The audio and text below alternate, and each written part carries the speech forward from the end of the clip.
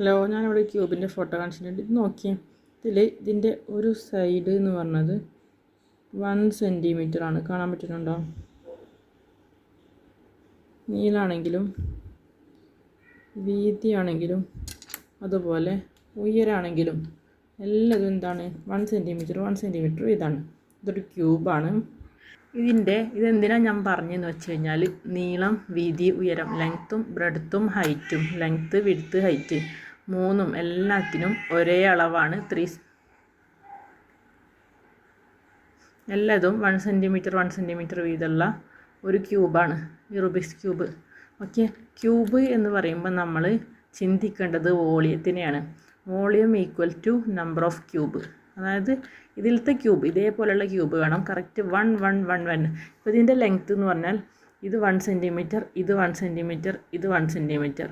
അപ്പോൾ 1 2 3 ടോട്ടൽ 3 സെൻറ്റിമീറ്ററാണ് ഇതിൻ്റെ ലെങ്ത്ത്. അതേപോലെ വിഡ്ത്ത്, അതേപോലെ ഹൈറ്റ്, നീളവും വീതിയും ഉയരമൊക്കെ എന്താണ് 1 ആണ്. 3 സെൻറ്റിമീറ്റർ ആണ്. ഇവിടെ 1, ഇവിടെ 1, ഇവിടെ 1, ടോട്ടൽ 3 അല്ല. എല്ലാ സൈഡും എന്താണ് 3 സെൻറ്റിമീറ്റർ വീതമാണ്.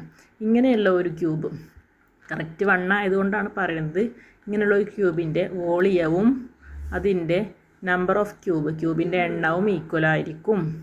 1 2 3 4 5 6 7 8 9. ഇതേപോലെ 9 അടുത്തയിലുണ്ട്. ഇന്ന് നോക്കിയാൽ മനസ്സിലാവും. ഓക്കെ, ഇത് 9 ആണ്.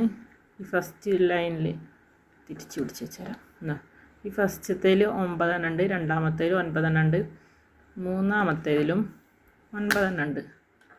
ഓക്കെ, 9 18 27, ടോട്ടൽ 27 ആണ്. 3 × 3 × 3 നീളം ഇൻറ്റു വീതി ഇൻറ്റു ഉയരം 3 × 3 9 വരും. 9 × 3 27 ആണ്. അപ്പോൾ വോളിയവും അതായത് വ്യാപ്തവും ക്യൂബിൻ്റെ എണ്ണം സമചതുരക്കട്ടകളുടെ എണ്ണവും തുല്യമാണ്. ഈ ഒരു ക്വസ്റ്റ്യൻ നമുക്ക് എന്തുണ്ടായിരുന്നു, എക്സാമിന് വന്നിട്ടുണ്ടായിരുന്നു. അതിൻ്റെ വശം എത്രയാണ്, അതിൻ്റെ സൈഡ് എത്രയാണ്? 27 ആണ് അതിൻ്റെ 27 ഘന സെൻറ്റിമീറ്റർ ആണ് വോളിയം. അതായത് 27 ക്യൂബിക് സെൻറ്റിമീറ്റർ ആണ് അതിൻ്റെ വോളിയം. അങ്ങനെയാണെങ്കിൽ സൈഡ് എത്രയാണെന്ന് ചോദിച്ചിട്ട്, അപ്പോൾ 3 സെൻറ്റിമീറ്റർ എന്നായിരുന്നു അതിൻ്റെ ഹൈറ്റ്. 3 സെൻറ്റിമീറ്റർ എന്നായിരുന്നു അതിൻ്റെ സൈഡ് അഥവാ വശം വരേണ്ടത്. കുറേ ആളത് തെറ്റിച്ചിട്ടുണ്ട്.